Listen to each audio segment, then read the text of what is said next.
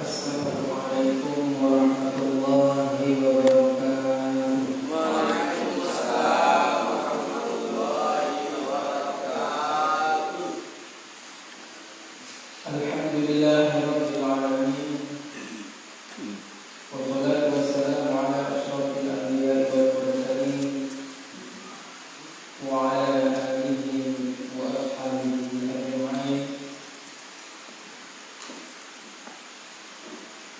Allahumma shalli ala sayyidina Muhammad wa ala alihi wa ashabihi ajma'in.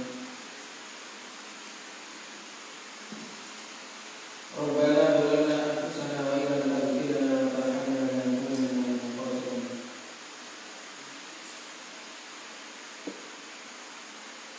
Qala Allah ta'ala fi kitabihil karim ba'da a'udzu billahi minasy syaithanir rajim. Qul ya ayyuhal kafirun la a'budu ma ta'budun wa la antum 'abidun ma a'budu wa la ana 'abidun ma 'abadtum wa la antum 'abidun ma a'budu lakum dinukum waliyadin. Subhanallah.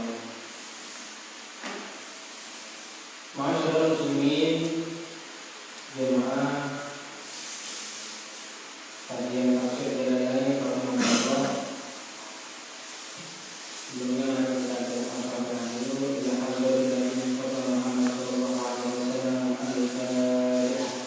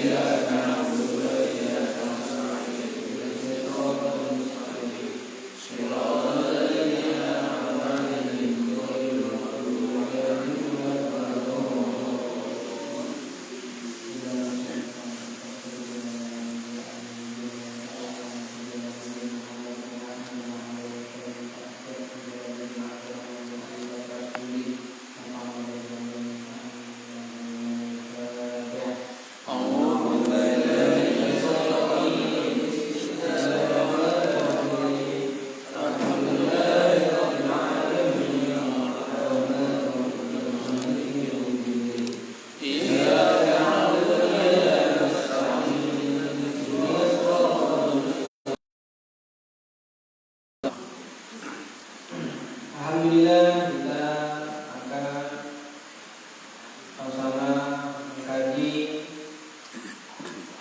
surat Al-Kafirun.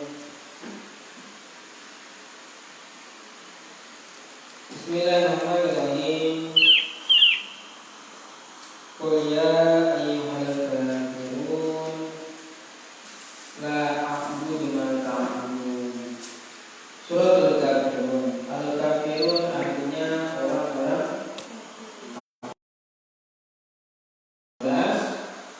dari surat yang turun kepada Nabi Muhammad SAW. Berarti surat Makkiyah, maka atau periodenya sebelum Nabi hijrah.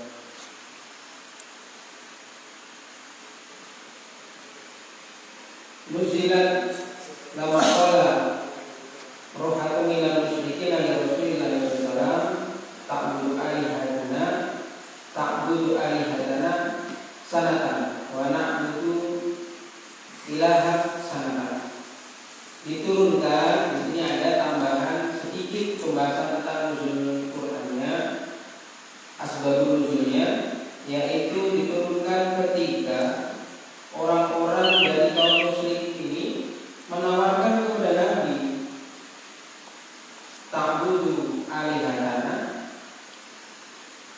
untuk menyembah engkau ini ke Tuhan kami 1 tahun, wa na'budu ilahaka sanatan, dan kami pun akan menyembah Tuhanmu wahai Muhammad 1 tahun. Jadi perjuangan Nabi Shallallahu Alaihi Wasallam di awal-awal keislaman, mengislamkan daripada penduduk umat bumi, yang dikhususkan awal wilayah di Mekah, ini mendapat mendapat rintangan yang begitu dahsyat dari kaum musyrikin, termasuk musyrik Mekah, kaum Quraisy. Nabi Shallallahu Alaihi Wasallam berdakwah, mendakwakan tauhid, mendakwakan la ilaha illallah, mendakwakan atas kenabian Nabi Shallallahu Alaihi Wasallam itu sendiri, mendapat rintangan yang begitu bermacam-macam. Perlawanan, Nabi disakiti, Nabi dicaci, Nabi diboikot, sampai Nabi Shallallahu Alaihi Wasallam ini dibenci ataupun dihalau dakwahnya dengan sesuatu yang itu menggiurkan, dari tawaran untuk menikahi wanita cantik, dari tawaran untuk mendapatkan jabatan, kedudukan di wilayah setempat, dari tawaran untuk mendapatkan harta, sampai kompromi, tawaran kompromi orang-orang musyrik, orang-orang kafir Mekah, kafir Quraisy mendatangi Nabi. Ada Mughirah, ada Auf, ada sekitar 4-5 orang mendatangi Nabi Shallallahu Alaihi Wasallam menawarkan, sudah kalau begitu kita bagi-bagi edik. Apa bagi-bagi edik? Setahun ya Muhammad, kamu menyembah Tuhanku. Setahun kemudian kami akan menyembah Tuhan. Kan nanti kalau di antara dua ini ada yang benar, kan kita dapat kebaikan. Kalau memang Tuhanmu yang benar dalam arti syariat ajaran yang benar, kita pun dapat kebaikan. Kalaupun itu dari Tuhan ataupun ajaran kami, maka kami pun dapat kebaikan. Padahal tawaran itu adalah tawaran yang konyol. Kenapa? Karena tidak akan pernah bisa menyatu kebaikan dengan kebaikan. Apalagi keimanan, ketauhidan, iman kita kepada Allah nggak akan pernah bisa bercampur. Di mana keimanan bercampur dengan kesyirikan, maka yang menang adalah kesyirikan. Jadi nggak ada ceritanya keimanan dicampur dengan kesyirikan terus sama-sama mendapatkan keduanya, tidak. Ataupun ketauhidan yang akan menang, tidak. Tapi yang ketauhidannya akan kalah, kesyirikan yang akan menang kalau dicampur aduk. Karena tauhid ini mengesahkan Allah, tidak mensyarikatkan Allah. Dan kalau dicampur, ya keburukan yang jadi. Begitu juga amal kita, amal baik, amal buruk digabungkan jadi satu. Akhirnya batal, yang menang dari amal buruk. Mau tidak mau.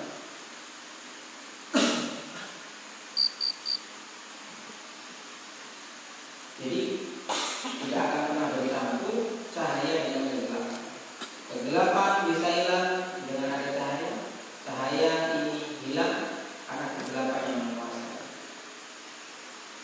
Jadi orang-orang itu datang kepada Nabi Muhammad, sudah kalau memang kamu beberapa pun tidak bisa, sudah kita kompromi saja. Setahun lah, atau sehari-sehari, sebulan-sebulan kita bagi-bagi ide. Sekali kami menyembah Tuhanmu, sekali kamu juga menyembah kami. Karena tawaran itu, maka Allah Subhanahu wa Ta'ala menurunkan surat Al-Kafirun. Surat Al-Kafirun yang artinya orang-orang kafir. Al-Kafirun pakai alif lam, ma'rifat, jelas. Kafirun pakai fa'il, jamak, orang-orang yang kafir. Orang kafir, orangnya banyak, para kafir.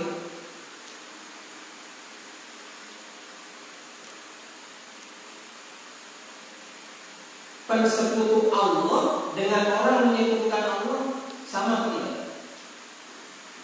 Beda. Penyanyi dengan menyanyi, orang yang nyanyi beda. Kalau penyanyi tandanya dia sudah pandai, dia mau nggak nyanyi pun dia menyanyi, dan minimal ya suaranya bagus sedikit-sedikit. Tapi kalau menyanyi belum tentu dia menyanyi, belum tentu suaranya benar bagus.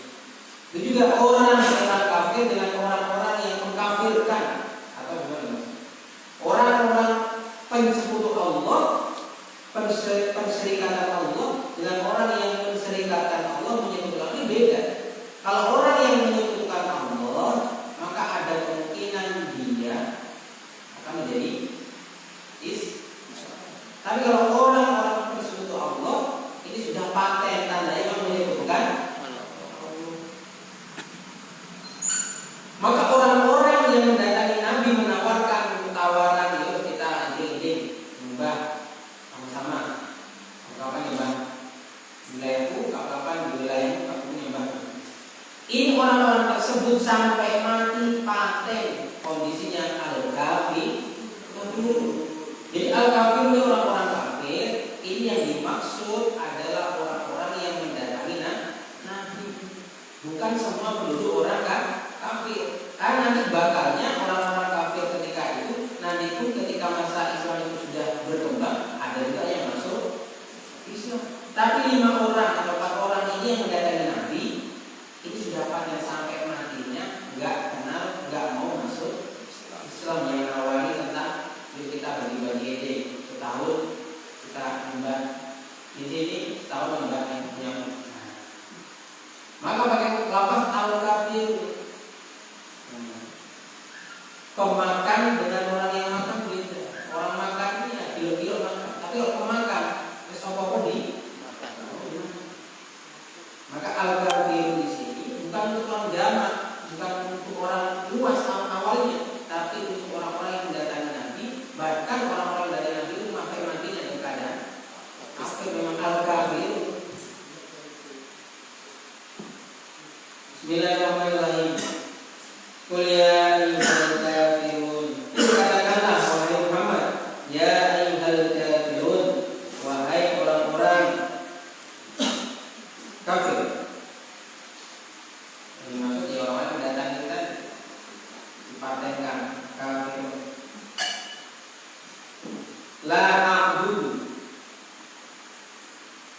tidak kami menyembah, tidak aku menyembah, ma ta'budu, apa-apa ta'budu yang kalian sedang sembah ataupun akan sembah. La a'budu fil hal, maksudnya sekarang. Kata Nabi, aku tidak akan menyembah ma ta'budu, apa yang kalian sekarang sembah sampai nanti ke depannya. Minal asnam, yang dimaksud adalah dari berhala-berhala mereka.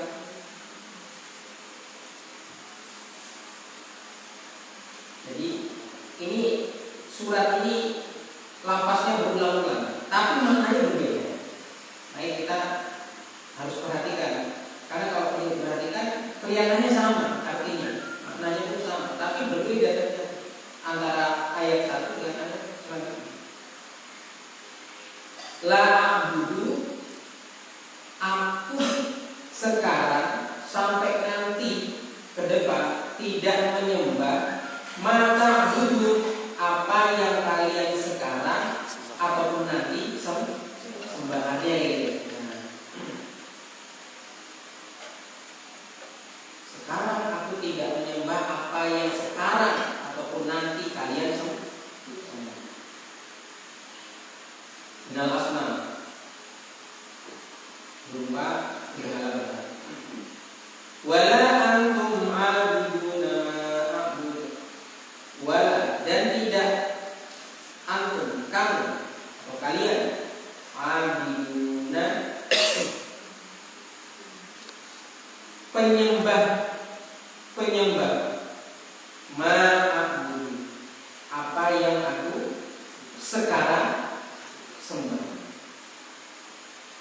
Wala antum 'abiduna ma a'budu, kalian tidak menyembah sekarang ini apa yang sekarang aku sembah.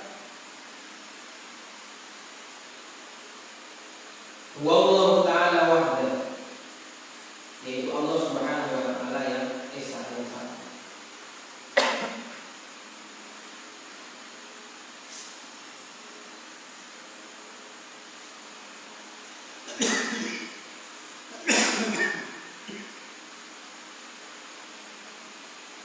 Nah, ayat 2 dan ayat 3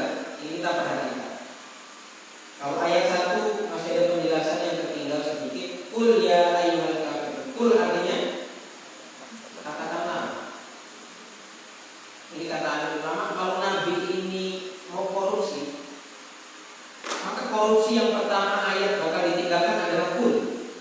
Kan tandanya apa? Karena kul ini adalah firman Allah untuk Nabi. Bisa saja Rasulullah ini kulnya tinggal dihilangkan saja, tinggal ya ayyuhal kafirun, bisa saja. Tapi karena Rasulullah ini amanah dan memang ini ternyata firman-Nya Allah, jadi apa yang disampaikan malaikat Jibril ya disampaikan oleh Rasulullah. Malaikat Jibril katakan kul ya ayyuhal kafirun, dapat mandat dari Allah. Katakanlah wahai Muhammad. Jadi sampaikan juga kul ya ayyuhal kafirun. Seakan-akan Nabi sendiri menyuruh Nabi sendiri. Kul katakanlah wahai Muhammad, itu Nabi sendiri yang menyuruh. Tandanya Rasulullah itu amanah dan tandanya Quran itu diminta dari Allah.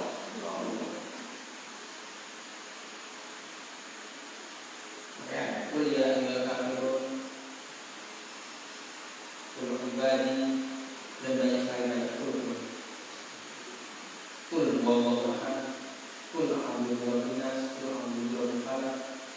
Nah, ayat kedua, ayat ketiga, ini ada ulama yang menyamakan maksudnya.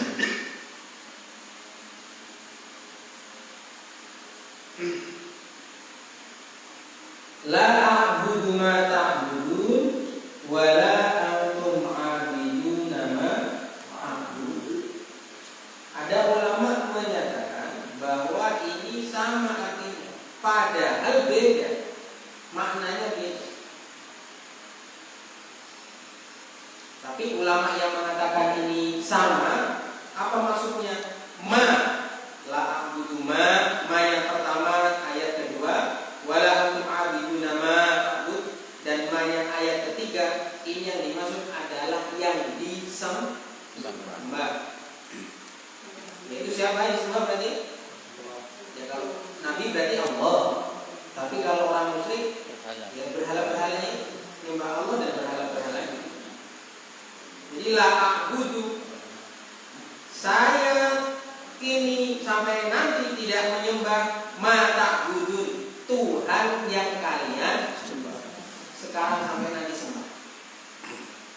Wala antum 'abiduna ma a'bud, dan tidak pula kalian menyembah ma Tuhan a'bud, yang saya kini sampai nanti sembah. Siapa berarti ini? Tafsirannya wallahu ta'ala. Jadi ayat kedua dan ketiga ini ada ulama mengatakan sama maknanya, yaitu yang bermaksud yang disembah. Kemudian kita lanjut ayat keempat, wala ana 'abidum ma 'abadtum, dan tidak aku abid, penyembah, istiqbal, di zaman yang akan datang, ma'abattum, apa-apa yang kalian telah sembah, bukan sekarang disembah tapi yang telah sembah. Jadi wala ana abidun, Nabi SAW menyatakan ini, wala, tidaklah ana aku abidun, penyembah. Berarti sudah paten kalau penyembah itu. Sudah paten. Karena menyembah dengan penyembah, mana yang lebih menyembah? Menyembah ya sekali. Wala ana abidun, aku bukan penyembah ma'abattum, apa-apa yang kalian telah sembah. Wala antum abiduna ma'abud, ayat kelima, perhatikan. Dan kalian bukan penyembah juga di zaman yang akan datang, ma'abud, apa-apa yang aku sembah sekarang ini dan sampai nanti. Nah, ulama mengatakan ayat keempat dan kelima ini ada mana juga. Wala ana abidum ma satu, yang keempat wala antum abiduna ma kedua, ayat ke-5. Ini artinya sama. Apa? Cara menyembah. Kalau 2 sama 4 tadi yang disembah, kalau ma yang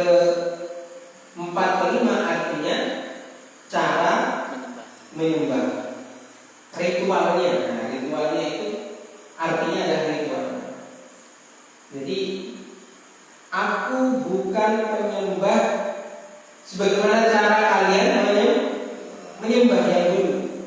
Wala antum dan kalian juga bukan penyembah ma'bud. Sebagaimana apa-apa caranya yang aku sembah.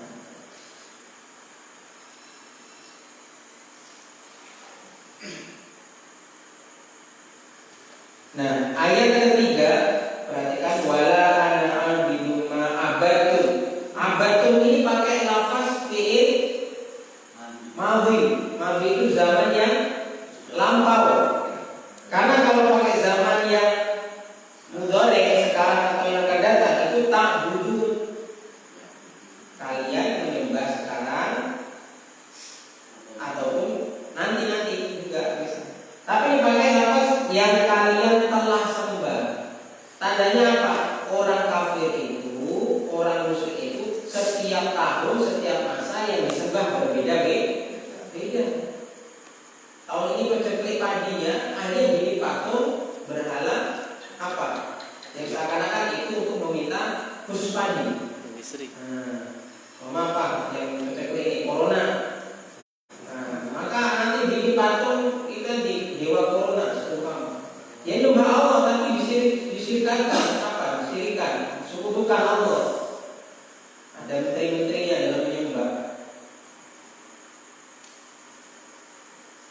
Abadum. Nah, jadi ketidak konsisten orang-orang kafir setiap tahun, setiap masa itu yang disembah berbeda ya. Kalau udah tahu ada yang makmur ya sudah berhalanya disisikan.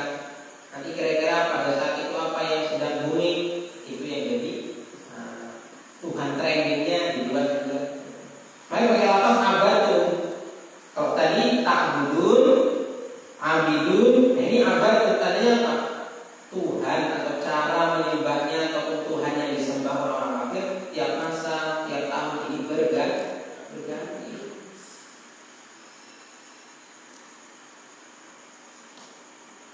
Wala antum abiduna ma a'bud. Dan kalian bukan menyembah apa-apa ataupun caranya sebagaimana aku yang aku sembah.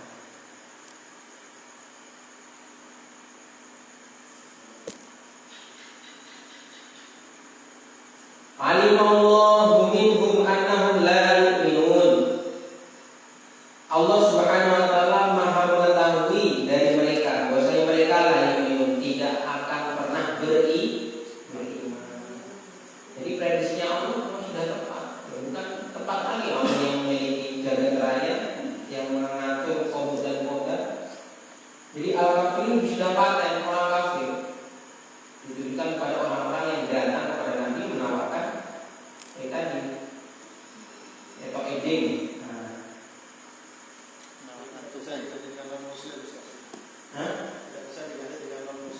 Tidak bisa. Untuk kontekstualnya ataupun fragmen ketika itu ini ditujukan kepada orang-orang kafir khusus, bukan orang kafir secara umuman. Tapi khusus, memang orang kafir khusus. Pakai lafaz kafirun, memang orang-orang kafir, bukan orang-orang yang menyebutkan Allah, bukan orang-orang yang hanya tertutup, bukan, tapi memang orang-orang kafir.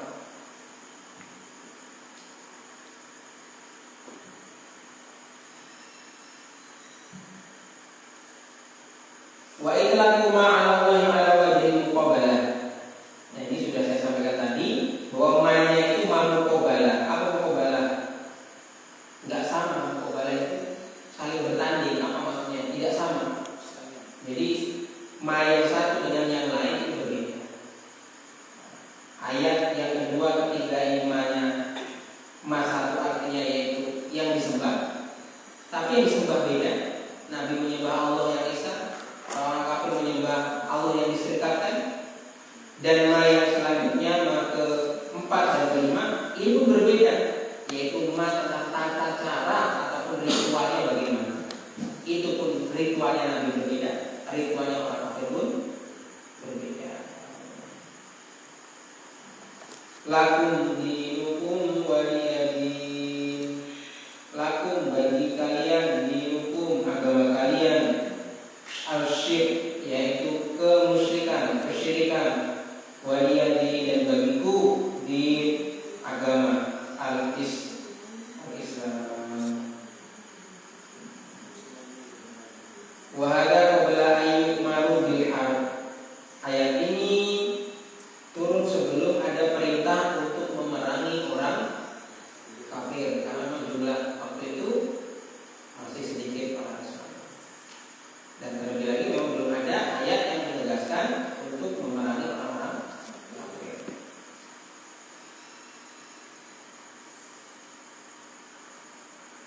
Nah, ayat ini juga ulama sebut selain daripada yang mengatakan al-kafirun populernya, ada juga yang mengatakan ad-din, karena terakhirnya disebut dengan lafaz din, agama. Ada juga yang mengatakan ayat ini adalah ayat surat al-ibadah. Kenapa dinamakan al-ibadah? Karena di dalamnya ada pembeda antara ibadahnya orang Islam dan ibadahnya orang kafir. Ada yang mengatakan surat al-qasqasah. Apa al-qasqasah? Penyembuh. Penyembuh apa? Penyembuh dari penyakit sihir, penyakit musyrik atau syirik. Makanya kalau penangkal bubul atau syirik sering-sering baca kuliah ayuhal kafir. Jadi kan tentang kekafiran, iya, karena sihir itu adalah kekafiran yang bentuk daripada penserikatan Allah. Yang sihir itu orang Islam, iya, tapi karena dia sihir, jadinya menserikatkan Allah, itu namanya syirik. Kemudian tadi awal disampaikan syirik digabung dengan iman yang kalah, tauhid yang kalah, tapi yang menang kesyirikan. Maka Allah paling tidak terima kalau dirinya disandingkan dengan hal-hal yang lain, apalagi itu makhluk. Dan kalau itu syirik, awal sampai dia mati, wah bahaya sekali. Amal ibadahnya. Dalam satu hadis, siapa mendatangi dukun, bukan dukun baik, bukan dukun baik, tapi dukun memang yang musyrikkan dengan Allah, maka amal ibadahnya tidak diterima selama berapa? 10 hari. Tapi bukan berarti tidak sholat, dia tetap sholat, cuma ibadahnya tidak dianggap. Karena dia musyrikkan. Karena tahu dampaknya itu syirik itu bisa bahaya sekali kalau dia tidak tobat dalam waktu itu, bahaya sekali. Bukan berarti nggak diterima berarti nggak usah sholat atau sekali apa? Nggak usah sedekah. Enggak, itu lebih dosa lagi. Tetap dia sholat, tetap dia, tapi pahalanya, ganjarannya tidak dianggap oleh Allah Subhanahu. Karena Allah sudah cemburu sekali. Kamu datang ke penserikatan daripada yang diserikatkan dari dukun itu, ya Allah marah. Maka tauhid iman kita ini harus dijaga dengan betul-betul. Dan ini tersembunyi. Kalau dia pernah kenal Islam, pernah beramal banyak, tapi dia murtad, bahaya.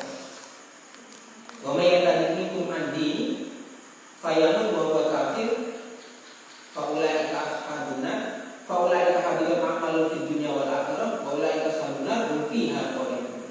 Wa may yatadinkum an dini, barang siapa yang murtad an dini dari agamanya, wa huwa kafir, dan dia wa may yatadinkum an dini fayamut wa huwa kafir, barang siapa keluar dari agamanya kemudian dia mati dalam keadaan kafir, udah kenal Islam murtad, sampai tua sampai mati ditunggu tobatnya nggak mualaf lagi sampai kafirnya bahwa kafir, faulaika habitat a'maluhum fid dunya wal akhirah, maka amal dunianya amal akhiratnya habitat, hilang, nggak dianggap. Waulaika ashabuna hum fiha. Lebih kecam lagi Allah Subhanahu wa taala mengancam dengan mereka itu adalah ashabuna, penduduk neraka. Kalau masih penduduk neraka masih mending, tandanya ada kesempatan untuk dikeluarkan. Tapi hum fiha khalidun, mereka kekal di dalam, lebih dahsyat. Maka kalau penduduk surga nggak akan pernah bisa ke neraka, tapi penduduk neraka bisa ke surga. Bagi siapa? Penduduk orang-orang Islam. Selama ada iman, maka insya Allah bakal juga masuk surga. Tapi jadi cuci dulu di neraka, dibersihkan dulu. Maka selama imannya ini benar, maka walaupun amal seperti apapun ya tetap suatu saat pasti akan menjadi ahli surga. Cuma ini jarang disampaikan karena takut nanti masyarakat jadi, saya nanya sendiri, oh ini kan surga, apa-apa di neraka kan sebentar ya di neraka itu cepat dulu.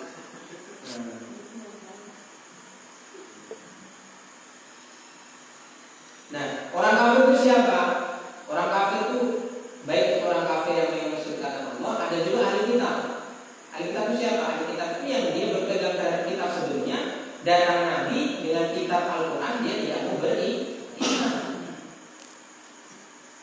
Makanya di Al-Bayyinah Allah SWT berfirman, innal ladzina kafaru min ahlil kitab wal fi nari jahannam khalidina fiha ulaika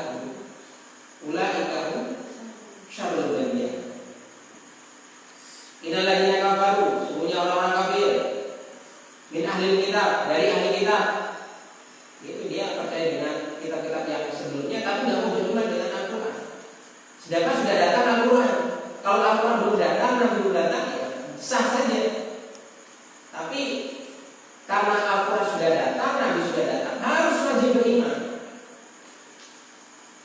Bahkan ada ulama menyampaikan kalau pun Nabi Isa sekarang turun dalam kondisi sekarang itu pun akan menjalankan syariat daripada Nabi Muhammad Al-Quran. Makanya nanti Nabi Isa turun, Imam Mahdi turun, itu Nabi Isa turun walaupun sebagai Nabi tapi tidak membawa syariat.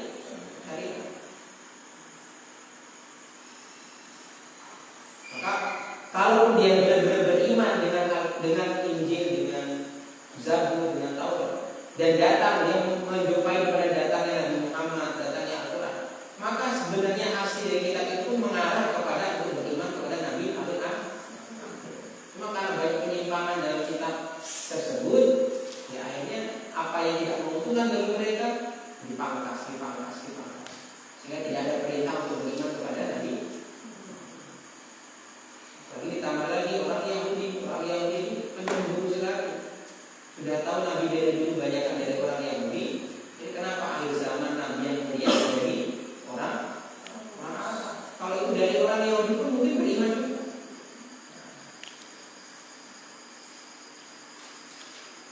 Nah kalau orang Nasoro itu karena apa?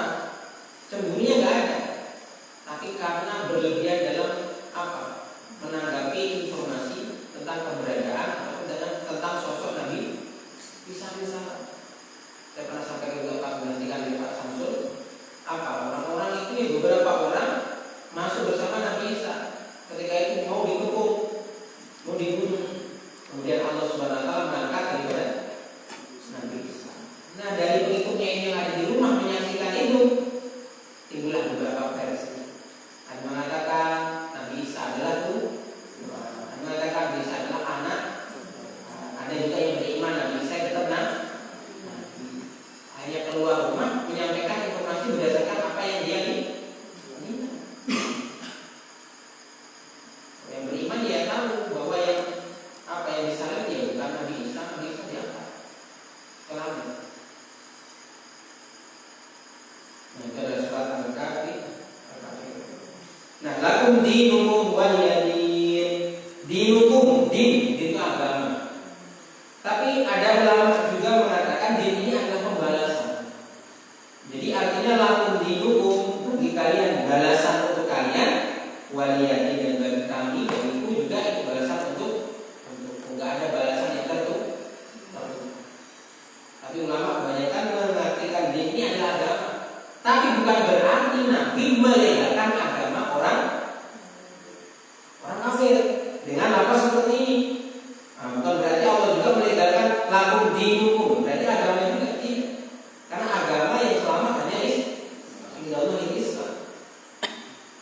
Ini tandanya karena Nabi memberikan keluasan, toleransi. Silahkan mengikuti apa yang diyakini, silahkan. Tapi jangan terlalu dalam memaksakan kehendak orang lain. Ini di awal-awal daripada dakwah Nabi Sallallahu Alaihi Wasallam.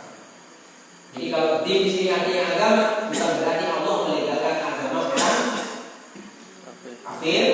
Tapi kalau di sini adalah ada pembalasan, maka pembalasan itu tidak akan pernah tertutup. Nggak ada pembalasan kok. Kita ibadah tapi yang diazab kita. Siapa yang jatahnya diazab ya diazab, jatahnya siapa yang dapat pahala ya dapat pahala. Wa hudifa ya idhofah as-sab'a waqfan wa waslan wa asbadha yaqut fil halain. Saya ini kurang paham. Hanya saja ada yang mengatakan lam idhofahnya kan waliyadin.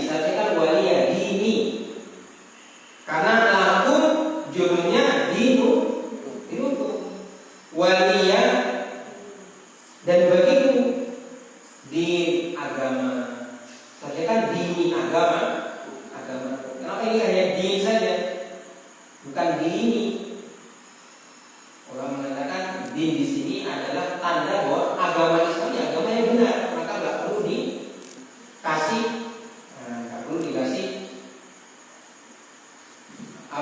dikasih imbuhan daripada kepemilikan itu. Domir bahasa Arabnya, domir. Jadi sudah masyhur bahwa itu ya agama dan Muhammad agama. Maka kesimpulannya yang pertama, Pak,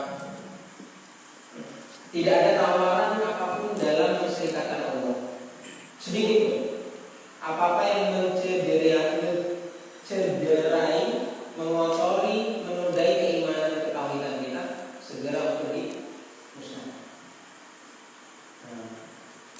Untuk berhala mungkin sekarang orang sudah tidak ada istilah orang Islam yang berhala, tapi kesyirikan khafi, ketergantungan kita kepada selain Allah, kepercayaan kita kepada selain Allah, bahwa ini mendatangkan manfaat, mendatangkan mudarat, ini pun harus sedari dini dilatih.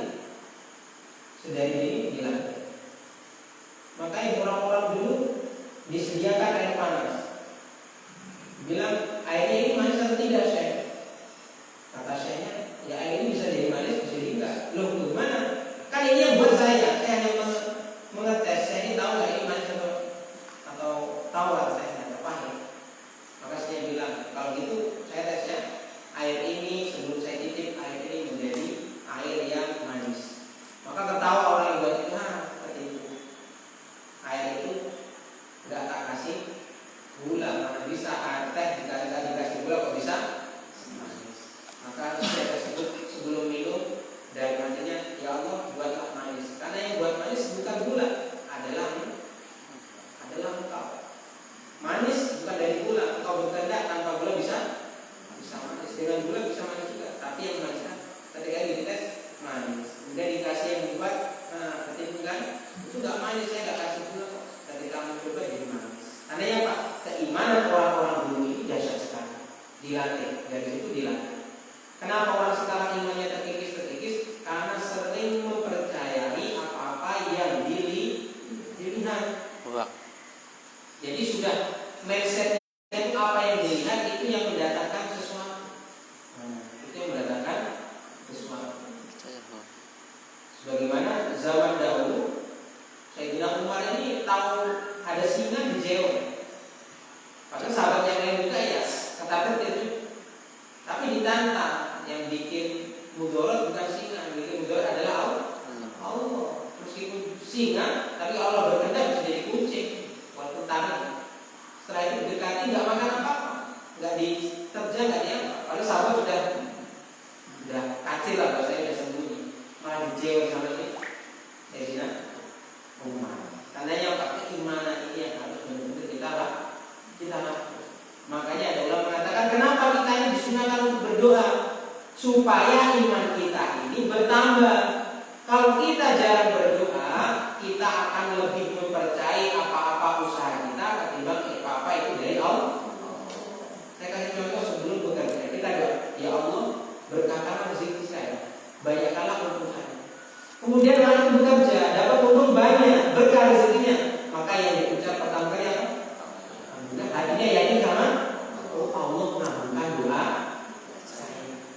Semua orang tidak berdoa dulu, langsung kerja, hasilnya banyak, berkah juga.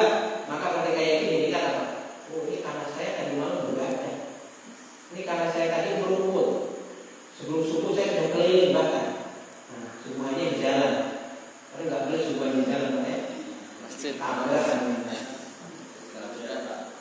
Makanya sering-sering kita suruh doa supaya apa? Supaya keimanan kita ini bertambah. Ya Allah, berikanlah saya anak soleh-solehah. Bismillah. Allahumma jannibna wa jannibi syaitan ma razaqtana. Yang bisa pakai saja ya. Yang jauh-jauh ya. Tahanan. Kok lahir jadi anak soleh, bagus, maka dijawab alhamdulillah. Allah alhamdulillah. Kalau nggak ada seperti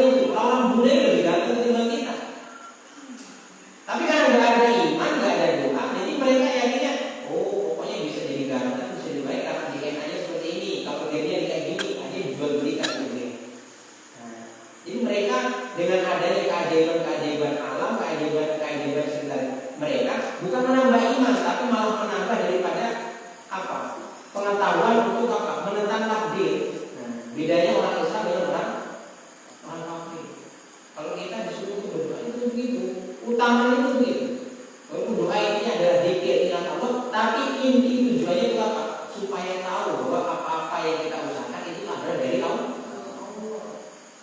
Ini kenapa banyak orang kaya, banyak orang sukses, jabatannya tinggi, tapi lupa sama Allah. Karena dia nggak berdoa dulu. Jadi tahu saya bisa terpilih ya karena saya ada serangan fajar, ada serangan maghrib juga apalagi banyak serangan ya. Isi 5.000 udah senang. Besok coblos nomor saya, bu ya, yang warna pink. Bilang dari coblos ditagih lagi. Ada kejadian di daerah saya mau pilihan disebar itu genset. Genset itu kan generator listrik, kalau mati listrik zaman itu masih sering mati listrik. Terus itu sedikit.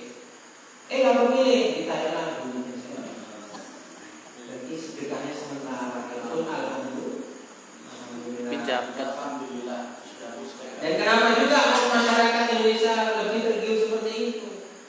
Bantuan-bantuan seperti itu. Karena tahu kalau sudah terpilih biasanya tidak kan? Bantu juga rayanya. Maka malah yang bantu yang mau dipilih. Karena kalau sudah naik lupa. Yang kayak ada orang bisa bilang ya penting saya dapat 200 sebelum nyoblos. Karena kalau udah nyoblos malah gak ada bantuan apa-apa. Jadi yang pertama tidak ada kompromi antara tauhid dicampur adukan dengan syirik. Dan syirik ini adalah perbuatan hati. Selain daripada perbuatan fisik, tapi yang paling dasar adalah hati. Menyembah berhala jelas itu perbuatan syirik. Tapi hati yang syirik ini sangat-sangat dirawatkan lagi. Maka ada permasalahan agama dibahas pesantren-pesantren di Jawa Madura. Bagaimana sholat di gereja? Yang secara syar'i sah, walaupun di situ ada patung, walaupun tidak ada lukisan, secara syar'i sah. Tapi secara kelayakan tidaklah. Dia layak. Tandanya apa? Kesyirikan itu dari hati, awalnya dari hati, bukan dari perbuatan. Maka dalam kita juga menghindari kesyirikan ini berhati-hati, kita juga berhati-hati menuduh orang syirik. Ini bahaya sekali. Karena kata Nabi, siapa yang menuduh orang kafir, orang syirik, sedangkan orang itu tidak syirik, maka orang itu yang jadi syirik. Maka kesyirikan itu harus berdoa, ziarah wali songo, minta ini, minta itu. Kalau mintanya sama wali songo ya nggak boleh. Tapi kalau tawasul, apa tawasul itu? Mintanya sama Allah, hanya saja ya Allah keberkahan daripada apa? Kubur orang yang dikubur di sini yaitu wali songo, kabulkanlah hajatku kabul. Ini ulama masih berbeda pendapat. Untuk mazhab Syafi'iyah dibolehkan. Maka dalam ranah ikhtilaf seperti ini ada yang boleh, ada yang tidak. Kita tidak bisa sembarangan menuduh orang. Beda kalau memang ya kubur, kabulkanlah orang itu. Jangan kok yang kubur. Anak kita bilang sama ibu kita saja, sama ibunya. Sedangkan anak itu sudah balik. Ya ibu, berikanlah aku apa? Mau kau? Itu seakan-akan berarti minta kepada ibunya berarti. Maka harus hati-hati dalam menuduh kesyirikan ataupun kekafiran seseorang. Kalau nyata-nyata dia tidak memproklamirkan kesyirikannya, jangan menuduh. Kalau dia jelas bukan Islam ya, kita wajar kita bilang dia kafir, dia non-Islam, dia non-Muslim.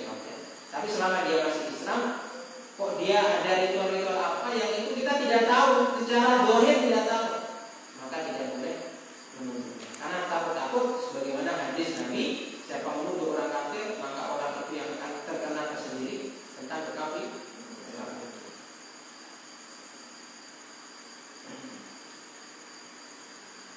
Jadi itu Pak. Bismillahirrahmanirrahim. Suratul Nasr. Madaniyah itu salah ayat. Surah An-Nasr artinya pertolongan. Madaniyah, suratnya turun setelah Nabi hijrah. Salah ayat, ada 3 ayat. Bismillahirrahmanirrahim. Idza jaa nasrullahi wal fath.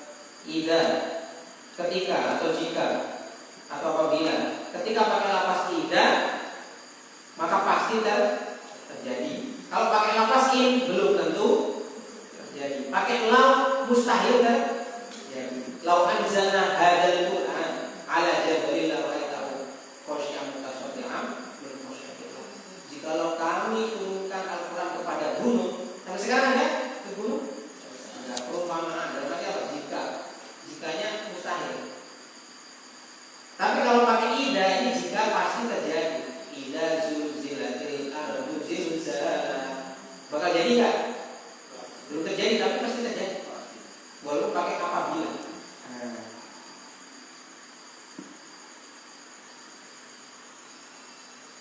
Ida, apabila jaa telah datang Rasulullah, pertolongan Allah, Nabi Muhammad SAW kepada Nabi SAW ala adaihi, ke atas musuh-musuh.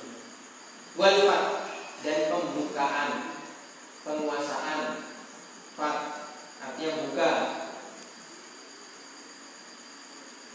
Ketika ataupun apabila telah datang pertolongan Allah, Nasrullah. Saya katakan pertolongan Pak Sarono. Yang dibayangkan apa Pak? Pak Sarono paling bantu ya ini, itu, perlengkapan, ini itu semua. Tapi kalau saya bilang pertolongan Pak Bupati, apa yang terbayang? Ya minimal budgetnya lebih dari 10, 20 juta. Kemarin saya ditolong sama Pak Sarono pas suatu rumah. Apa pikirannya? 100 juta. Pernah ke satu hari. Dasarnya. Kemarin dengan rumah ditolong Pak Bupati. Bayangannya Pak, gagal sekali. Berapa nyumbang? Pasti nggak mungkin ratusan. Jadi air. Pejabat nyumbang sedikit itu malah malu Pak. Sekalian nggak usah nyumbang aja jadi omong. Nah ini idza Rasulullah, pertolongan Allah. Apa yang harus terbesit? Sudah ini pertolongan Allah. Nabi yang kepada Nabi Sallallahu Alaihi Wasallam ada yang ke atas wal fath, dan pembukaan, penguasaan. Itu Fathu Makkah. Nah surat ini An-Nasr, ini surat terakhir diturunkan, tapi bukan berarti ayat yang terakhir. Karena ayat yang terakhir bukan ayat di surat An-Nasr. Walaupun beda selisih paham, ada di Al-Baqarah 270 sekian, 280 sekian. Ini surat terakhir. Kalau tadi Al-Kafirun surat ke-18 sebelumnya, kalau ini surat terakhir. Kalau urutan daripada posisi di Al-Quran, ini surat ke-110. Karena masih 4 surat lagi kita, insya Allah kan hatam. Jumlahnya surat berapa dalam Quran? 114. Nah, ini Madaniyah, ayat surat Madaniyah. Sepakat ulama Madaniyah, tapi yang nggak sepakat di mana tempatnya. Sepakat surat ini setelah Nabi hijrah, tapi tempatnya ini selisih paham. Ada ketika Fathu Makkah, ada ketika perang Khaybar, ada ketika Haji Wada. Ini ulama selisih paham. Nah, surat ini juga tidak hanya mengkabarkan tentang pertolongan Allah, tapi ini juga mengkabarkan bahwa masa jatah Nabi di dunia ini sudah berakhir. Makanya Sayyidina Umar itu ketika mau perang, alam perang apa? Itu menyertakan sahabat Ibnu Abbas. Siapa Ibnu Abbas? Ahli siapa? Ahli tafsir, ahli fikih juga ahli tafsir. Ibnu Abbas yang pasti paham dengan apa yang wahyu turun, apa juga yang Nabi SAW ucapkan berupa hadis. Maka banyak orang tidak terima Ibnu Abbas soal karena apa? Maka ketika itu Sayyidina Umar karena merasa dia yang bawa Sayyidina Ibnu Abbas, dia tampil kalau bahasa Arabnya apa? Tanya, tapi di depan umum, tanya kepada Ibnu Abbas. Wah Ibnu Abbas memang layak untuk ikut perang karena paham tentang agama. Maka ditanya sahabat yang lain oleh Sayyidina Umar, siapa yang tahu makna arti tentang surat An-Nasr, idza jaa nasrullahi wal fath? Maka satu orang ucap, oh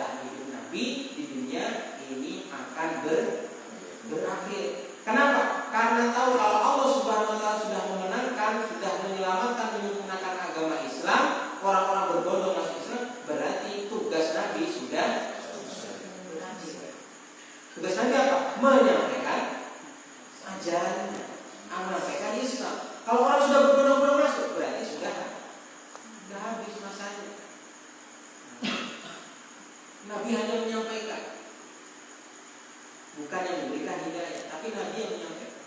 Maka ketika itu orang langsung menyetujui, ternyata Ibnu Abbas lebih paham ketimbang sahabat yang lain. Maka ketika turun ini, Nabi SAW menerima wahyu ini. Ketika setelah itu pulang memanggil anak tercintanya yaitu Sayyidatina Fatimah, wahai Fatimah, aku ini sudah tidak lama lagi di dunia. Maka nangis sekali. Tahu bapaknya ternyata sudah mau dipanggil Allah Subhanahu wa Ta'ala. Namanya Nabi kalau ngomong mesti benar, karena itu wahyu dan wahyu. Maka jangan bersedih kau Fatimah, la tabki, jangan kamu bersedih. Fa innaka awwalul ahli, karena sesungguhnya kamu nanti yang akan pertama kali nyusul aku. Dan benar, setelah Nabi wafat, keluarga Nabi yang menyusul wafat siapa? Sayyidatina Fatimah. Senang dari situ, sedihnya berkurang karena tahu kita akan bantu daripada bapak. Idza jaa Rasulullah wal fath, ketika telah datang pertolongan Allah kepada Nabi Muhammad SAW atas musuhnya wal fath dan kemenangan pembukaan Fathul Mekah maksudnya. Wa ra'aitan nasa yadkhuluna fi dinillahi afwaja. Wa ra'aita, dan kamu telah melihat an-nasa, manusia, yadkhuluna fi dinillah, masuk fi dinillah, dalam agamanya Allah, ayat Islam, yaitu afwaja, bergelombong, berkelompok, berjamaah, berbondong. Aswaja, jamaah ba'da makana yadkhulu fihi wahid wa dzalika ba'da fathi Makkah ja'ahul Arab min aqtaril ardi qawiyin. Jamaah bergelombang-kelompok, bergelombang-gelombang ba'da makana yadkhulu fihi, setelah daripada orang masuk Islam itu hanya satu per satu. Biasanya orang satu, sehari satu, 2 hari satu, 2. Tapi semenjak Fathul Mekah ini orang-orang pada berbondong-bondong masuk Islam. Nanti akan disampaikan alasannya secara logika atau secara bagaimana. Karena yang terkulu fi wahid wadai ba'da Fathul Mekah, insiden berkelompok-kelompok masuk Islam setelah Fathul Mekah. Ja'al Arab, orang-orang Arab tidak datang kepada Nabi min aqtaril ard, dari penjuru tempat, dari penjuru bumi, qawiyin, dalam bergelombang, bergelombang,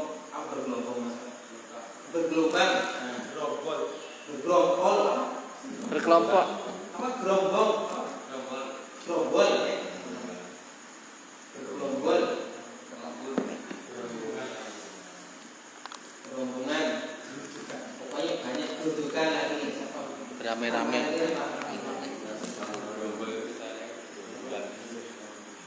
Didapatkan informasi Allah Subhanahu wa Ta'ala menolong Nabi wal fath dan memberikan kemenangan ke atas umat Islam Fathul Mekah, dengan Fathul Mekah. Wa ra'aitan nas, dan kamu wahai Muhammad melihat manusia berkelompok fi dinillah, yang Allah Subhanahu wa Ta'ala sebagai syarat berkelompok.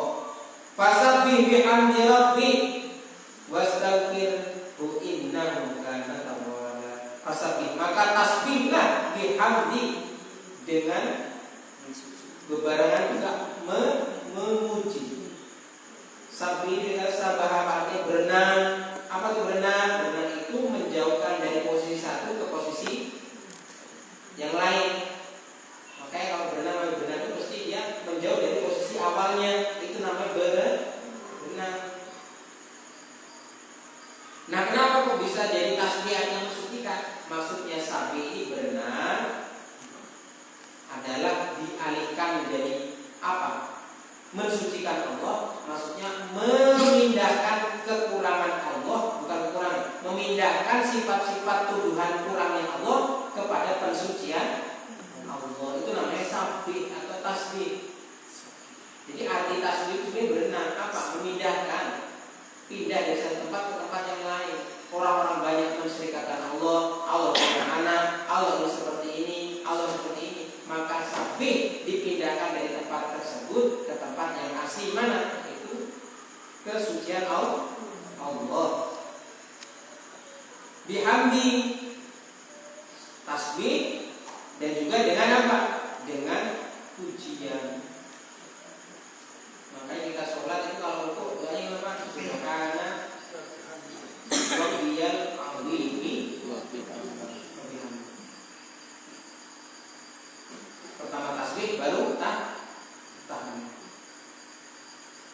Nah, kenapa kok tasbih dulu baru tahmid? Bahkan urutan daripada wirid kita apa? Pertama, subhanallah baru. Karena pujian kepada Allah seperti apapun tingginya, seperti apa banyaknya, kalau dia masih menyifati Allah dengan sifat-sifat yang mustahil, maka tidak diangkat. Maka pujian itu datang setelah kita memurnikan daripada akidah kita.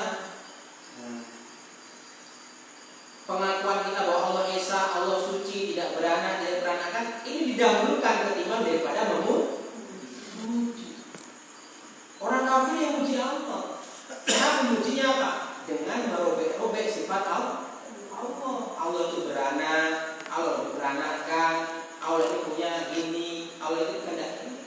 Maka pertama tasbih dulu, subhanallah, subhanallah, masya Allah, masya Allah. Kita punya anak, tapi jadi-jadikan kita bagaimana? Walaupun setiap kita kasih dia bilang terima kasih. Tapi jadi-jadikan kita, bapak boleh lapar. Apa ngeten? Bapakku nggak benar. Kita terus dengar, kita tahu dari orang lain. Jadi-jadikan kita, tapi kalau dikasih ucapkan juga terima kasih. Sama satu anak yang dia kalau dikasih langsung berpaling gitu saja, nggak boleh terima kasih. Tapi sama teman-temannya dibilang, bapakku ini memang baik banget deh. Bapakku baik banget, namanya bapakku ya saya sama aku ya wajar lah. Kira-kira kita lebih pilih yang mana? Padahal dia kalau dikasih nggak terima kasih, tapi dia mensucikan apa namanya, memurnikan sifat bapaknya. Satu orang bilang yang anak satunya apa? Dia mengucapkan terima kasih, tapi dia tidak memurnikan sifat bapak. Apalagi sampai bilang, Pak, bapakku, tapi itu bapakku kok. Ini aku gak mirip kok. Kita gimana Pak? Direwangi malam-malam hujan, subuh mandi. Jaga. Bilang katanya bapakku itu bukan bapakku, gak mirip. Miripnya kok sama yang lain. Bahaya. Nah maka fasabih didahulukan tasbih dulu, bihamdi baru tahmid. Rabbik pada Tuhanmu. Ain mutalabbisan bihamdi, maksudnya saat tasbih mutalabbisan berbarengan dengan bersyukur, berterima kasih kepada Allah. Wastaghfirhu, kemudian juga minta ampun. Istighfar itu ghafur, Allah Maha Ghafar. Artinya ghafar apa? Bukan mengampuni tapi menutupi. Perut kita ini ditutupi oleh Allah Subhanahu wa taala. Dan yang paling besar lagi apa? Niat kita ini ditutupi oleh Allah. Seumpama setiap niat seorang langsung muncul di atas, orang bisa baca. Gimana? Kita mau dayong gitu. Wah, orang pasti langsung nggak mau bukakan pintu. Itu dayong, alasannya silaturahmi, tapi ujungnya duit. Langsung bilang aja, bilang bapak ada bapak ya. Kayak itu ternyata niatnya di atas karena kopi dia uang. Karena ngomongnya pertama Pak sepindah, pulang dia silaturahmi. Orang Jawa kan gitu, sepindah silaturahmi. Tapi yang nggak sepindah itu, yang deg-degan orang tua rumahnya. Itu masih ada nomor 2, nomor 3. Wastaghfir, minta ditutupi oleh Allah. Apa? Perut kita ditutupi oleh Allah. Kalau ditutupi orang nggak mau dekat.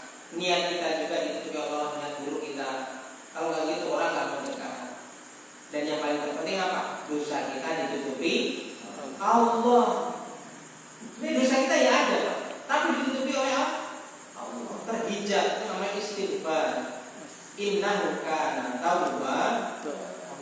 Sesungguhnya Allah, karena itu Allah tawwaban. Artinya apa? Menerima taubat.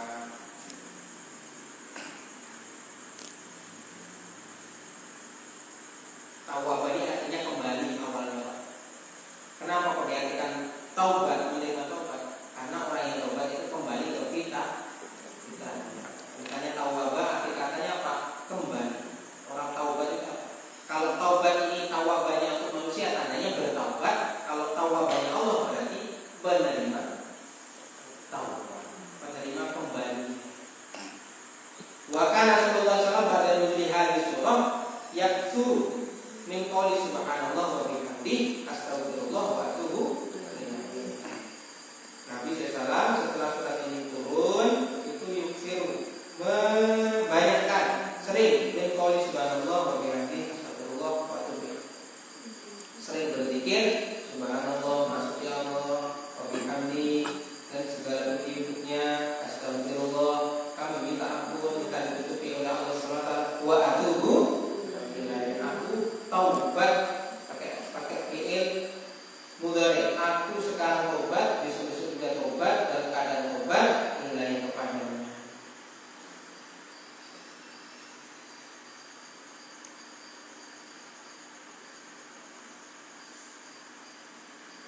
Nah, ini juga memberikan pengertian kepada kita, wa'lam biha annahu qad iqtaraba ajaluhu wa kana fathu Makkah fi Ramadan sanata taman wa tuwfiya sallallahu alaihi wasallam fi Rabiul Awal sanata asyar.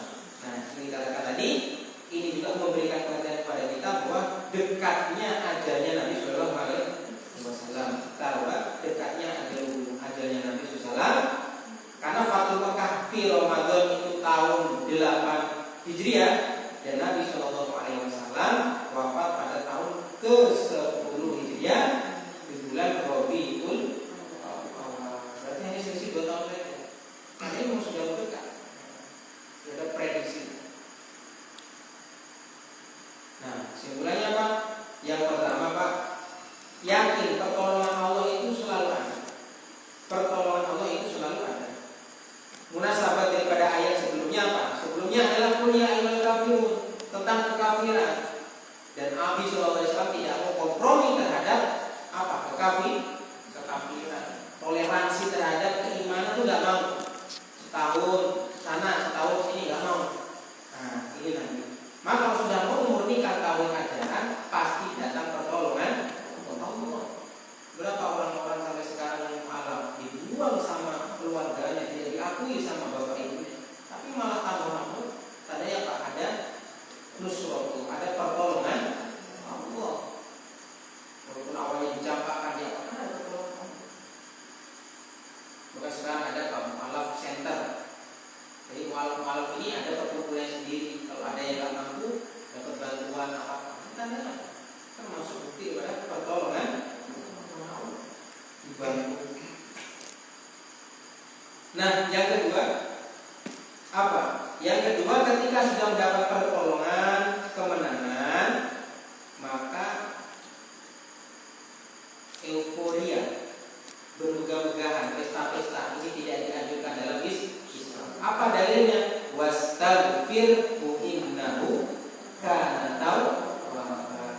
Kalau ada apa-apa yang kita merasa ditolong Allah, segeralah beristighfar. Innahu kana tawwaba. Kesempatan untuk beristighfar.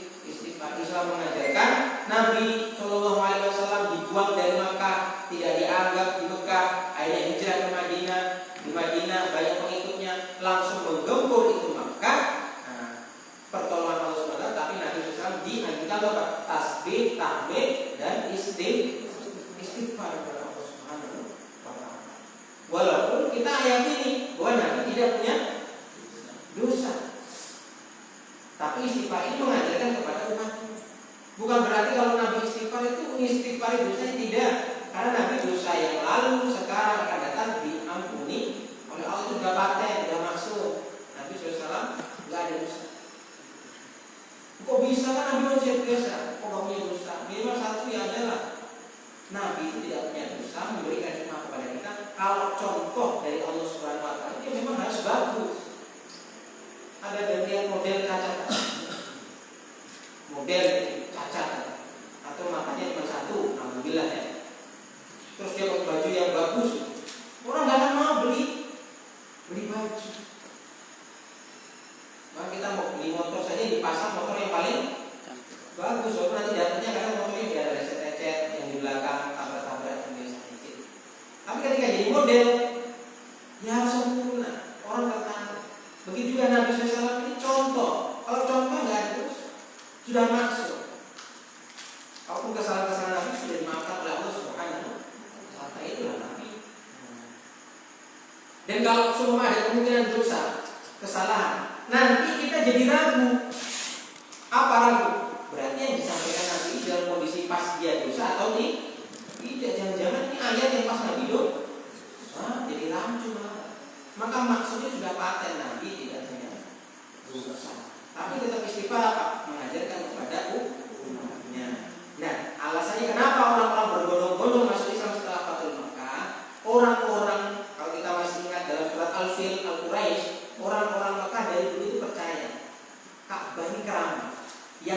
bukan manusia, tapi siapa? Allah. Maka kalau seumpama Ka'bah ini mau diserang oleh orang Islam yang dipimpin Muhammad, kalau yang jaga Allah, pasti Muhammad ini nggak bisa nyerang. Dan kalaupun Muhammad bisa menguasai Ka'bah, Mekah, kalau menguasai Mekah berarti harus menguasai Ka'bah. Ini berarti memang, berarti kalau dia ngaku Nabi, benar-benar Nabi. Terbukti para pasukan masuk ketika itu, pasukan orang Islam, Fatul Mekah, tidak ada yang disakiti, tidak apa-apa. Nabi langsung berhala-berhala disingkirkan, dihapus, di bumi hanuskan, dihancurkan. Nah, orang-orang kafir ketika itu yakin, oh ternyata Ka'bah ini memang dijaga oleh Allah. Kalaupun itu nggak karena izin Allah, nggak mungkin Muhammad itu bisa masuk ke dalam kamu sudah diusir dari Ka'bah, sudah diusir dari Mekah, hijrah ke Madinah. Kok bisa balik dengan pasukan yang seperti itu? Hanya orang-orang kafir ketika itu afwajan, percaya karena Ka'bah ini yang jaga Allah, berarti karena Nabi Muhammad masuk ke dalam Ka'bah, ke Mekah, tandanya itu pun atas perintah Allah. Logikanya begitu. Perintah Allah. Maka sahabat ketika itu, hada yaumun malhamah. Sekarang hari untuk berperang balas dendam. Biar aku diusir ke Mekah, keluarga aku disakiti gara-gara Islam, hartaku dirampas gara-gara masuk Islam. Sekarang gantian. Tapi Nabi mendengar ketika itu langsung klarifikasi, bukan malhamah, tapi hada yaumun malhamah. Hari ini adalah hari kasih sayang, nggak ada yang dilukai. Siapa masuk Masjidil Haram aman, masuk rumahnya aman, wanita aman, anak-anak aman, masuk rumahnya Abu Sufyan itu pun aman. Jadi siapa yang sengaja mau perang, yang dia keluar. Ketika itu semua masuk, gak ada yang berani, karena Nabi menghimpun kurang lebih 10.000 pasukan. Yang awalnya hijrah hanya bersama siapa? Sayyidina Abu Bakar. Kembali ke desanya